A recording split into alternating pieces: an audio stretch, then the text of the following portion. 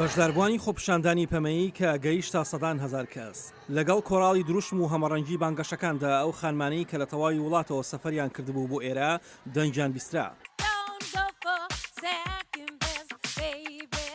سیاسەتمەنداران و ئەکتەرانی ژن و ژەنیارەکان و گۆرانی بێژەکان هانی دژایەتیکردنی سەرۆکی نوێیاندا. بەڵام فیمینیستێکی ئەفسانی لە نەوەکانی پێشوو بە خۆپیشاندەرانی وت کە لە دوای ئەمڕۆوە خەباتی خۆیان بکەن بە خەباتێکی جیهانی. پێویستە جەستەی خۆمان و بیرروباوەڕمان هاواهنگ بکەین. تەنها پاش 24 کاتژمێر دووە بە دوای ئەوەی کە دانالد ترامپ سوێندی دەستوری خوارد لێرە لەم ئۆفیسە هەزاران ئافرەت و پیاوان هاتنە سەر شەقامەکان بۆ ئەوەی سەرۆکی نوێ ئاگادار بکەنەوە کە ئەوان خەبات دەکەن لە پێناو بەهاکانی خۆیان و ڕوانگەیان بۆ ئەمریکا. خۆپیشاندەران ڕێگەی خۆیان گرتە بەرەو ماڵە نوێەکەی سەرۆکە نوێەکە هاوکات ملیۆنەهای دیکەش خۆپیشاندانیان لە شارە گەور و بچووکەکان و شوێنەکانی دیکەی وڵاتەکە ساز کردووە.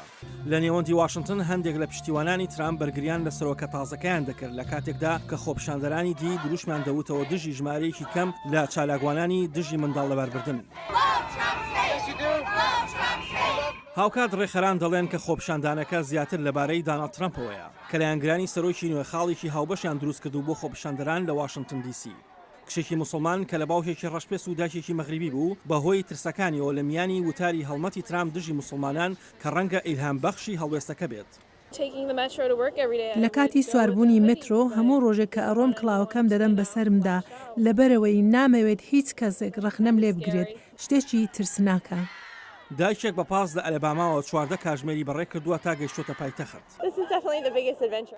بە تەواوەتی ئەمە گەورەترین ئەزموونێکە بۆ من کە تا ئێستا بەسرم هات بێت. هاوکات ئەمە زۆرترین بەشداری سیاسیە کە هەتا ئێستا هەم بووە. من کەسێکی ئارام و ئەترسم کە شتێکی نوێ ئەنجام بدەم. لەبەرەوە ئەمە بە تەواوەتی ئەو شتە تازەیە بۆ من.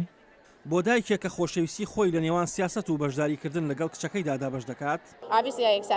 ئێمە وەک سەرۆ قبوڵی دەکەین ئەمە بەشێکە لە دموکراسیەت بەڵام من هێشتا ڕناوەستم بەوە کە ڕێ بدەم هەڵوێستەکان ببن بە نەریتی کۆمەڵایەتی. هەروەها مافرەتە 73 ساڵە کە بە هاوکاری کوڕەکەی و کوڕەزاکەی هاتووە کە نەیتوانی ڕێپێوان بکات بەڵام هێشتا هەزاران کیلۆمەتری بڕیوە لە ماڵەوە بەرەو ئێرە تا دەنگی خۆی بخاتە پاڵدەنگی ئەوانی دیکە. ئەوە زۆر گرنگە کە ئێمە بە ترامپ بڵێین کە دەبێت ڕێز لە خانمان و هەموو کەسێک بگرێت. مامەڵەی خراپمان لەگەڵ مەکە دەنانا شەڕ دەست پێ دەکەین.